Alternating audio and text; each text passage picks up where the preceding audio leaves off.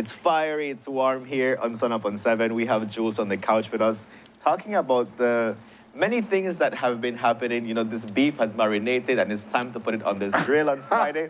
Jules, good morning. Thank you so much. It's a juicy beef today, though. Juicy beef. It was marinated very well. On Monday morning, it started with an egg, right? And some ketchup. Uh-huh. But a lot of ketchup, not some. A lot of ketchup. Right. A lot of ketchup. But now that ketchup has congealed into blood because in the UDP today, they're sharpening their knives. The opponents of Patrick Faber, and they are legion, are sharpening their knives and are determined that this is it. We all know, it's been all over the news, what has happened with his situation. His personal life has exploded again on the public stage. There are multiple dimensions to this, but the first dimension, guys, is human. There's a human dimension. Definitely. There's a victim. Most definitely. There are so many issues in that, and we have a woman who has now been thrust into the center of the public limelight for being a victim. Yeah. She's a professional. Obviously, her pride has to be extremely wounded, and our first concern has to be for her. Yeah. I understand there are all these things swirling. Why they going to deal with Faber? Why Faber a fugitive? Yes, but we have a human here who is a victim. Yeah. Right. And I can't imagine being in her situation. Just if you could transpose yourself or a loved one into that situation, you know that it's rough. It's really rough. And it's so humiliating. It is. Yeah. Right? You're a professional, any human being. I think just to have your life out there in public eye and have everybody just saying all kind of things, making up stories and just adding more salt to the wound and just... In the era of social media? Yeah. Just that alone right there is enough to kick you down, like... And let's be honest here. I don't know if you gentlemen would know about it, but there's a certain level, a level of pity that comes along too as well with cases like this when people watch you, know. Right. There's a lot of dynamics that go towards being a victim in this kind of way. It's tough. Your picture is everywhere. It's social media, and we saw this post. If we can bring back that social media post, guys, that Dr. Arnold made, and well, actually, this is the Patrick Faber one. They made almost identical posts. Here's the renunciation. If we can bring that up.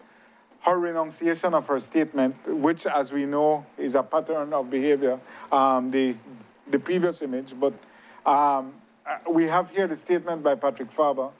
Here's the renunciation. And again, these are very complicated issues. When two attorneys sign, it just looks so coercive.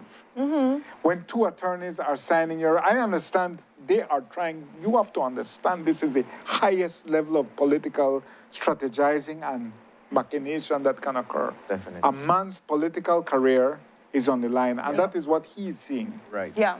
Because when he apologized to his party and his country. I did not hear he apologized to his partner. Yeah. As he initially started. He was, I apologize to my party, I apologize to my country. What about your partner? It's because the first thing that goes on his mind, remember, he's the leader of the opposition. You have to think about that. We've talked about it. He's the face, the brand, the person his entire political life is flashing before his eyes. And this, honestly, and I might be overstepping, but I'm like, this would be it to just break it. It's fatal. This would be it. This is fatal. Yeah, it's a third blow. Yeah, and there are more, but there are at least 3 public events that are known. One that is known with a cement block into his former wife's windshield. The other with the mother of his children that I've seen on TV. Video, and there are other, there were previous events with that same individual where she made a report but recanted it, but it never made it into the system. And now there is this. This is, in my opinion, as a political observer, fatal. You become untenable as a mass party leader. You cannot lead a mass party if you have been labeled with evidence as a woman beater. Right. Yep. Your career becomes untenable. I don't think there's any way to bounce back from that, honestly. So, but her statement is such a, and This so was there the we have second the incident, event. yeah. That was the second event. Second situation. Yeah. And again, he said he sought therapy for that. I do want to believe him, but there is such a pattern of behavior, multiple relationships that end in these types of events. You all have your own experiences in your backgrounds or your work. You will know that when you see these patterns emerge, and it's not saying it in a judgmental way, but when you consistently end up with abusive situations, it's usually you have a part in it. Yes, people are complicated, Yeah. but it has to reflect on your judgment Right. as an individual and as somebody who wants to lead the country. This is what I've been saying.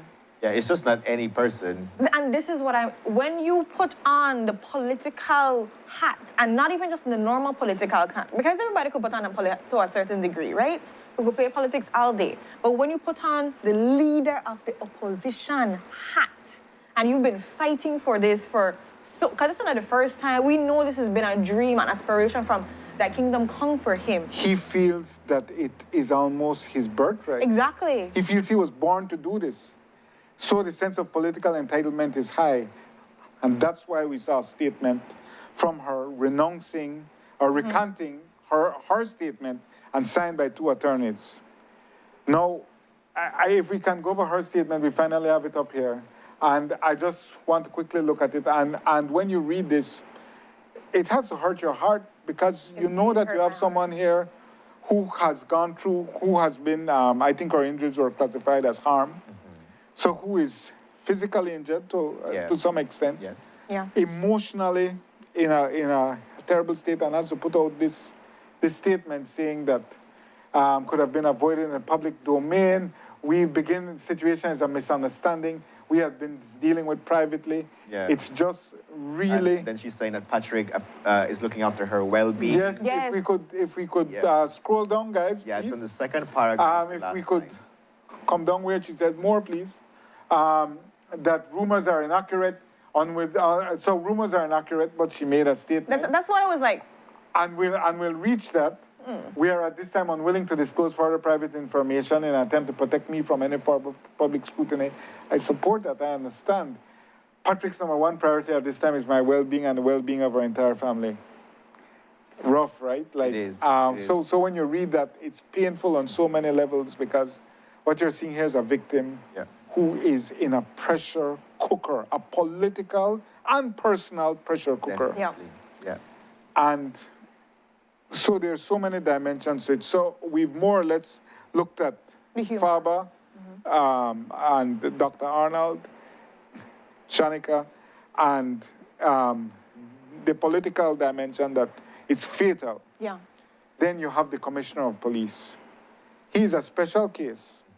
And I say this in a praiseworthy way. Okay. So the Commissioner of Police has a press briefing yesterday. Usually for a domestic case, you won't have a press briefing. They'll say it's a minor incident. But it's a matter of public interest. And the public, in fact, has to know about the leader of the opposition. Right. So I support the press briefing. Some criticize it as grandstanding.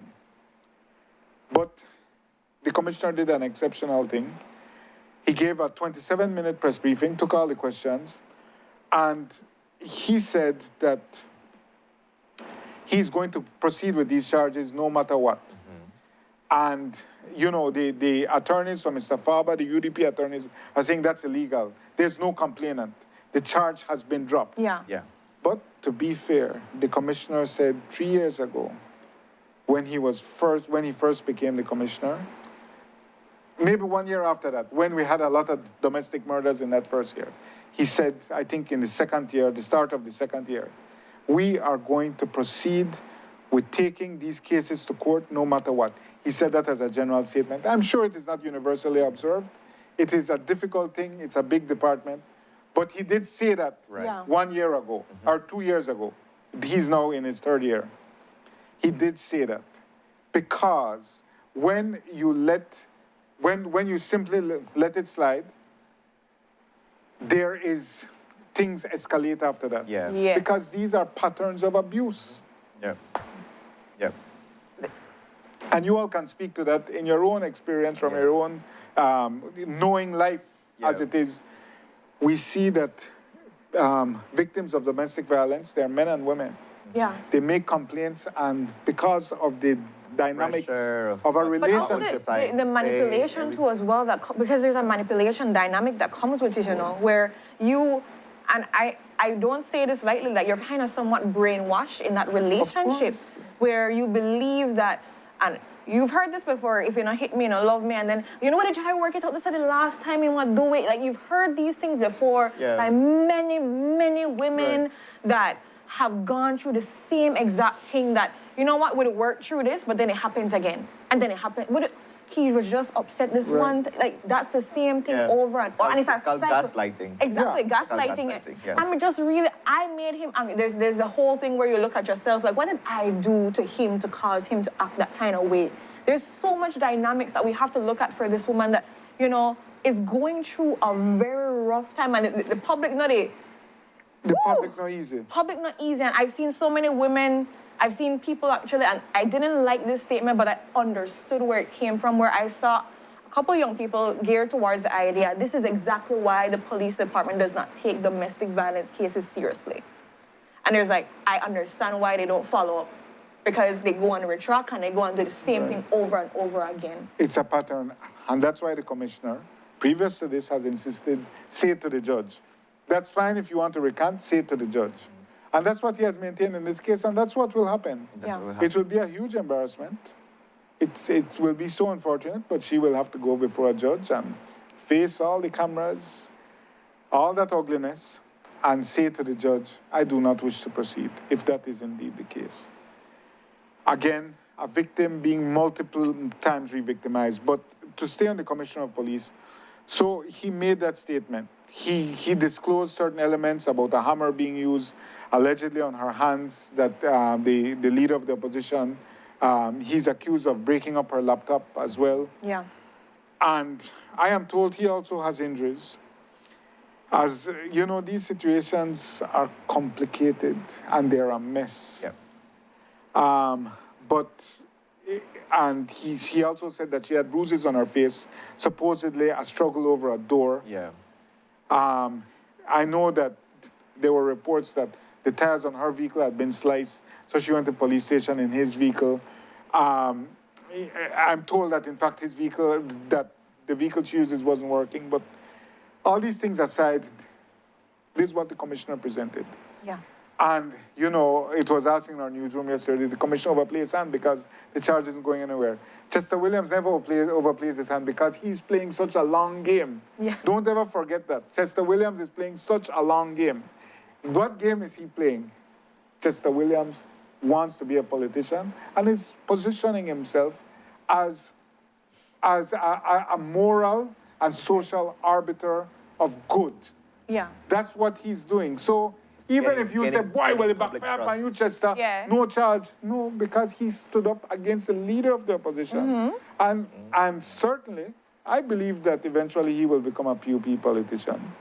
All things being equal. And but then you could be the couple after that. I will be, yes, I will take his place. You work perfectly, you know. He doesn't let me be his driver, because that's what I'm applying for. We don't really say you want to put you in the outfit. No, imagine you and Chester matchy before. I don't say. Yeah, in the new outfit. Yes, yeah, the new one. Because that makes one look a little more svelte. Yes, exactly. But my point is that so, you know, you're saying, well, Chester overplay and Chester look body and look simple. Chester has shown that he can take down the leader of the opposition. Because, no, looking at the history of these cases, many times women make complaints against politicians, but due to force, due to how the political system set up, these charges don't go anywhere. And if Patrick Faber were in government... Denied that there was any political interference in the situation. Yes, he denied it, indeed. Of course, I understand, but this is that even a question? Of course you deny something. Yes, but I'm saying that you don't have to tell this. This is the leader of the opposition. This is another prime minister. This is not, if Patrick Faber were the deputy prime minister, this wouldn't be happening. Right. Let us be real. Yep, very and Mr. Williams, though he will protest, would not bring charges against Patrick Faber if he were deputy prime minister. He's the leader of the opposition, and Chester Williams is saying, I am the dragon slayer. Ono can't deal with her? There we go. But now, Jules, it begs the question, right? All of this is happening here. Again, I go back, because last year we had so much things happening with the UDP again, with their fight for power. Of course, all over the same issue, though. How much Shine supposed to be? The 13th? The 14th? The 13th. Shine, 13th? yeah, Shine is now... So now, tell me about that. 13th, How do you think will happen when it comes to So- the party in the light that they're going to be continue going? Yeah. Okay, so we've looked at the personal dimension, we've looked at the Chester dimension, and then looking at the party dimension. So obviously, sharpening their knives. He has opponents. More than opponents, now he was almost recalled over this same thing Yeah. in another Exactly. relationship. So now, I believe the bulk of the party will now say, boy, we can't. Right. We can't. They have to. This is untenable. This is political. You cannot be prime minister if you cannot put your personal affairs in order. How can you bring the country's affairs in This is order? what I'm saying. So, now, will these, let's look at Shine first of all. The 14th leader of the opposition, what's on the letterhead? 13th. So now, 13th, that makes Faber the 12th and the 14th. Yeah. So Shine definitely wants to be the 14th and the 16th. Yeah. Shine wants it back. No doubt at all. Shine wants to be the leader of the opposition. But is this attainable? It's too early to tell. But what I really believe is, I honestly think that the person with the best shot at it is Tracy And Tager. that's what I was telling I Brandon honestly yesterday. think so. The UDP will have to choose. I believe that would be called a compromise leader. And why wouldn't they pick Shine, right? Because, okay, Shine is, you would say externally, looking at it from the objective circumstances, the guy is undeniable. He's political royalty in Belize. It had Dean Barroson and almost a photocopy of him in terms of how he Right. presents himself. But then he's also a global celebrity. Like, why wouldn't you pick this guy? He's a global name. Well, you know something that Belizeans not like bragging. And I believe that, and I know Shine is I can feel my phone vibrating now. I know he will have massive blowback, but the reality about Shine is that the UDP is a party that the political DNA rejects blatant effrontery. Now, they had Dean Barrow for many years as a maximum leader, and he's a proud man. But you have to know how to play it, and you have to have organic relationships. I have put to Shine that I don't believe he has those organic relationships. The UDP is such a naturally quarrelsome party. UDP naturally quarrelsome, PUB naturally liar. This is the political DNA. That's what the parties are made of. Those are their defining traits. No, PUB quarrel and UDP lie, so don't mix it up. Right. But their core DNA is to be quarrelsome. PUB core DNA is to be liar. That's just how the game set up.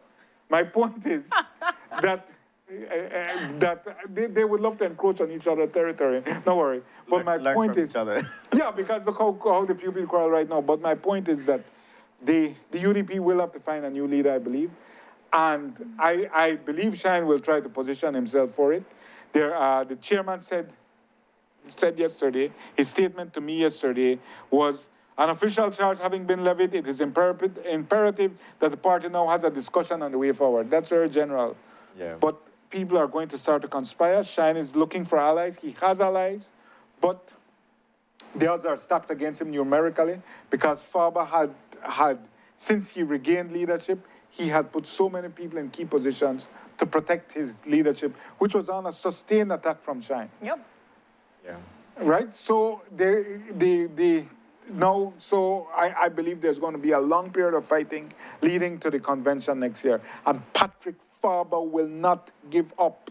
Definitely. He won't. I cannot see that happening. He's a fighter, regrettably in more ways than one. The allegation is, yes. but he's a political he's a political fighter and he has such a sense of that he feels this is his.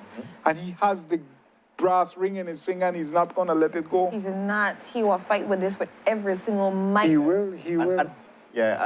I mean, and a last statement there, I feel like we can see that kind of wanting to have control over his party manifesting itself in his relationship. It is. It's Like definitely you cannot the same. control the party, you cannot control the country. I'm gonna manifest that in this relationship in the most unhealthiest way possible. Exactly. Because he did acknowledge that he has anger problems. He was like, there are situations that happen where he just reacts. Right. So he's going to therapy, and I'm like, wow. Because people naturally, if they don't get their way, they react in a certain type of way, and whether it be anger, whether it be crying, whatever it is. But not to cut this conversation short, because it's very juicy and we'll be loving it, everything. But let's flip we talk the beef. central government. We flip the beef. With the Adderley black pepper now. So when you think about it, we've talked about central government. Now we're talking, let's go into municipal government, city councils, because UDP are not the only one where they go through something. The PUPs are definitely going through some sort of heat, especially the mayors and how they're governing their overall council and who know they like this and who know they approve of this.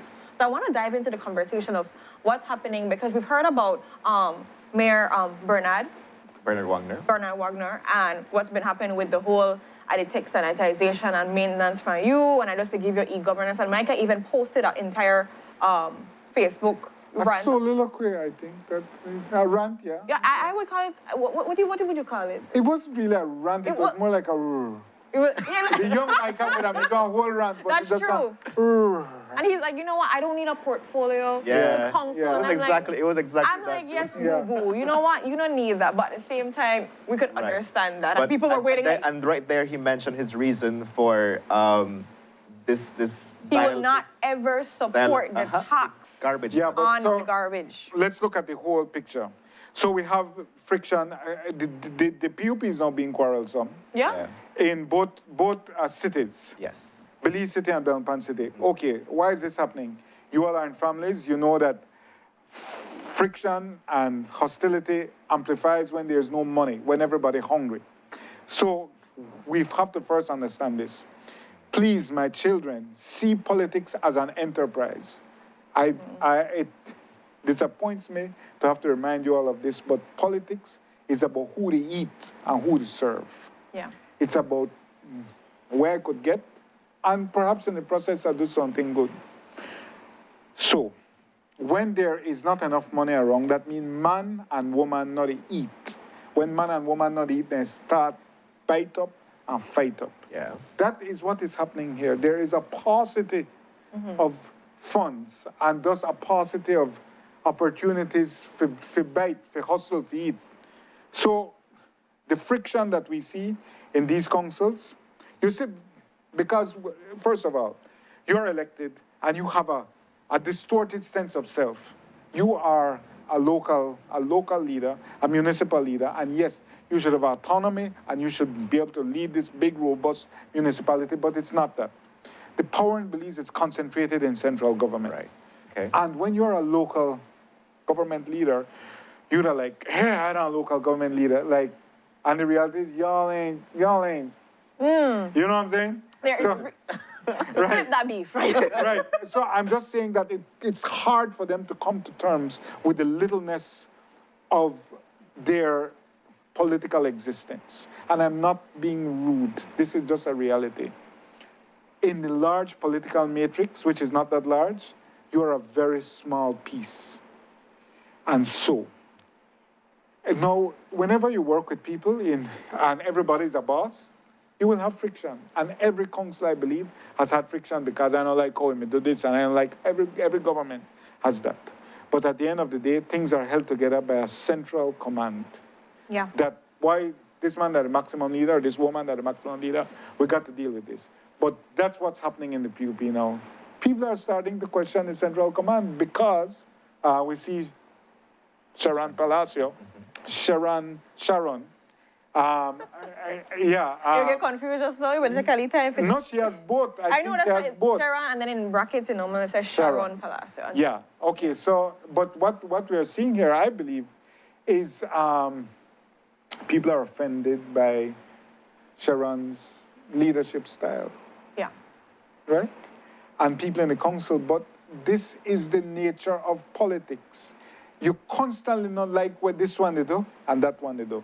So you just hold your corner, handle your hustle, and deal with that. But there ain't nothing to handle, no money, not there, we're broke. So there's nothing to hold. So when there's nothing to hold, it's like you vex with your sibling, but man, I eat, I do my own thing, I got my internet, I could just lock up. But if you don't got money for the internet, you don't got no food to eat, man, you're just going after your sibling, and that's what's happening. They don't have anything to occupy them because there's such a paucity of public funds. The Belize City situation is slightly different because what happens is Bernard Wagner, I have my own views about him, but Bernard Wagner has, man, when you block people on WhatsApp, like these, what we're looking at is people who lack leadership and conflict resolution skills. Yeah, it's right? quite petty. And I have It's to say, petty, right? I have to say, what really bothered me about Mayor Palacio's also interview too as well is, we have Renata on the flip side that black people, I don't want to talk to you if I don't need to talk to you. Okay, all right. But then when we look at Palacio and then we think, she dashed kind of like, she dashed her councilors under saying, they should be scrutinized because of like what they're doing to us well and how they not give her a plan, I believe she said in her interview, and how she didn't even know about some 5K what happened and 5K, it just get organized. And so it comes, like when you're to fight with somebody and then all of a sudden like, well, this one, the X, Y, and Z, you to tell the teacher all these different stuff, and it just was so messy when I saw, I'm like, as a mayor, like as a leader of this, toxic. I'm like, you're not supposed to come out with that. But this is the PUP disintegrating. And this is a normal course of politics, it's just happening fast. This is what we saw in the Ministry of Health as well. Toxic leadership creates dysfunctional organizations. Very true. In every organization, you're going to have rivalries. But that is the role of leadership, to iron things out and keep stuff together. Y'all gotta chill, or no have to stop, make we deal with this now. Yes. However, when beef goes public, because there's always beef. Yeah. But when beef goes public, there's no going back from that. That is disintegration. That's where, let us quote the great poem, the center cannot hold, mere anarchy is loosed upon the world. That is what the PUP is seeing, and the Prime Minister is taking a very, I understand his public pronouncements have to be calm, but in my mind, he's taking a very blasé approach because in his view, well, the economy is performing, we got central government good. He doesn't see the importance of these municipal governments. They're really a burden because they're all so broke and they're constantly begging government for money. Money where they don't have. Money where they don't have. But I'm saying that it's a political emergency. Why is it a political emergency? Because this is disintegration. And then you could say, well, I got the center under control, I don't worry about anything there. Yeah. This is where it begins. And I've seen it. I saw this with the UDP on the Zenaida Moya, right? But it's happening in two places simultaneously with the same type of, I never know about this, and how you do that. This public airing of this stuff on social media, dude. Yeah, the disintegration really affects, again, it's public trust that we have to gain with politicians.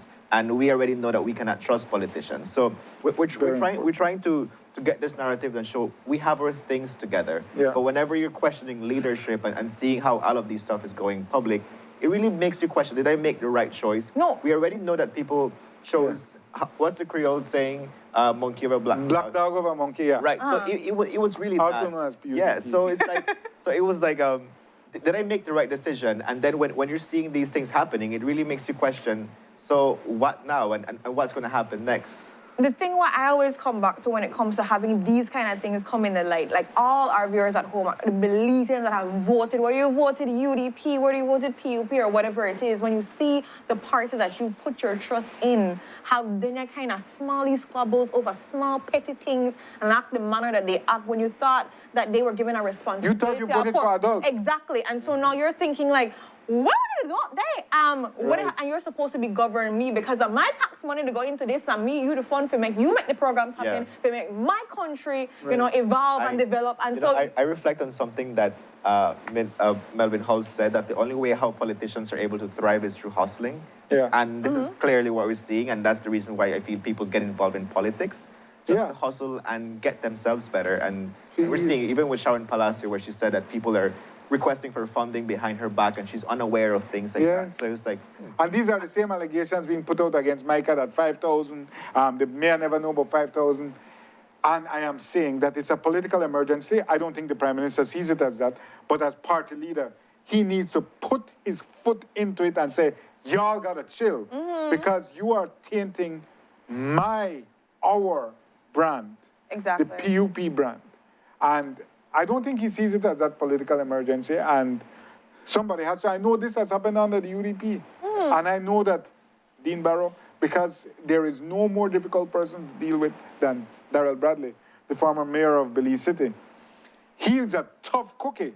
He don't answer nobody call when he get taken. And I know that so many times the former Prime Minister try reach out, can't reach Bradley, I can't reach Bradley. The thing look for crutch. I remember they were having a sanitation crisis, man threw garbage on the street. One of the most beautiful protests ever. August 2015, they threw garbage on the street front of City Hall, big dump, huge crisis. And then the mayor is not taking Dean Barrow's calls. He's just not taking his calls. And this is an emergency, I have to fix this. And he had to eventually go and see the man and put his foot into it to stop. It's a hemorrhage. No, it might not be a hemorrhage of the vena cava or of any of your main veins, but you're starting to hemorrhage at the fingers, and this is how political hemorrhagia sets in, because then all kind of people start do all kind of things. But yes. But on my end, I just say both parties right now, they do not look strong to me at this present moment. This is the PUB. They look like they don't know what to do at this present moment, and I know a lot of people will view that that's the truth, and that's what happened. And we're understanding that people are flawed, and I understand people aren't perfect and people make mistakes, but when you're put in a position of these magnitudes that you're supposed to be governing your people, you have to really think first and act after. You cannot just be making hasty decisions, making hasty interviews, being petty and all these things. You have to put those things aside and mature up, because you're leading a country. It's not an easy task, of course, but you were given the role, you were given the responsibility to do so. Yeah, and you have to report to your bosses, who is the public, right? So yeah, we put that there. At the end of the day, we are still the bosses. But definitely, I'm waiting to see what comes from all of these different fiascos, different situations, because it's not going to stop here. This is just the beginning of all of these things when it comes to Facebook posts, and as we know, everybody from every single one, it's Facebook posts. Right. So, but yeah, I've taken up so much of your time. I know that you all said you want to remember Adette. Yes, but we're gonna do it after. We're gonna kick you off at the coach. Okay, good. We'll kick you off the coach, and then we'll come back, guys, to Kevin and I. The beef was properly cooked. The beef is definitely marinated. I think it's a bit well done right now. What I can tell you is, people were saying, we had an intro about how we're having somebody come on to do makeup, I believe. What's her name? The Trin Effect, and she is Trinelli Enriquez, and she's coming on to do makeup, right? And a viewer said how they would love to see you get makeup. What are your thoughts towards that, Jules? Real quickly before we give you that time to go. When I get makeup is when mirrors start break up. I say, that's not so bad, though. Like, imagine you have that effect on people. On mirrors there. I said on mirrors.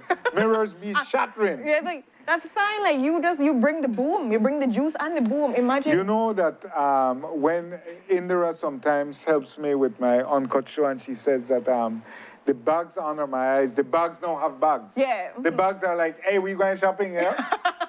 The bags you take to the supermarket when you don't want your own plastic bag. Yeah.